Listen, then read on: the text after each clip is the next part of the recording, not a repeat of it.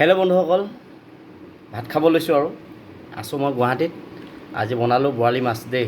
বৰালি মাছ একদম ডাঙৰ বৰালি মাছ আছিলে, প্ৰায় 6 কেজিমানৰ বৰালি মাছ আছিলে, ডাঙৰ মানে আপোনাৰ ধুনীয়া ধুনীয়া আৰু পিচ ভাঙি গৈছে। পূৰা টেঙালত বনোৱা হ'ল, তাৰমানে মধুৰলং টেঙাৰ লগত দেই। খাইছেনে আপোনালোকে মধুৰলং টেঙা? আৰু আছে মধুৰলং টেঙা আৰু আলু আৰু বৰালি মাছ বনোৱা হৈছে আজি। আৰু আপোনাৰ মাছটো ভাঙি গ'ল আৰু পূৰা সিজাই দিলোঁতো।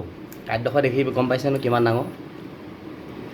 আৰু আছে ভাতকৰলা পিটিকা, বিশেষকৈ আমাৰ ভাতকৰলা পিটিকা আমাৰ এই সন্দিকৈ আমাৰ ককাইদেৱে বনাইছে দেই। এইয়া ভোট জলকীয়া দেখিছেনে? আপোনালোকে খাব দেই, ভোট জলকীয়া ভাল কিন্তু গেছৰ কাৰণেও ভাল, গেছৰ কাৰণেও ভাল এইটো।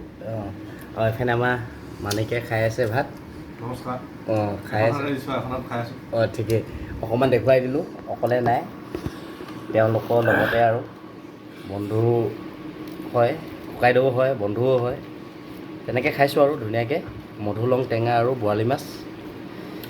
ভাতকেৰেলা পিটিকা, ভাতকেৰেলা পিটিকা আছে আৰু দেই। বৰ ধুনীয়া সোৱাদ হৈছে মধুৰলং টেঙাৰ লগত। বৰালি মাছ, মধুৰলং টেঙা আৰু আছে ভাতকেৰেলা।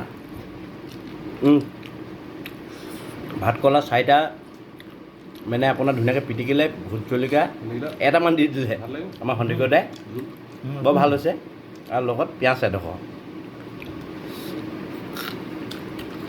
এই সাঁজটো এনেকৈ আৰু বৰ্তমান ঘৰত নাই, গুৱাহাটীত আছোঁ। মধুৰলং টেঙা, বৰালি মাছ, ভাতকেৰেলা পিটিকা, ভোট জলকীয়া আৰু পিঁয়াজ।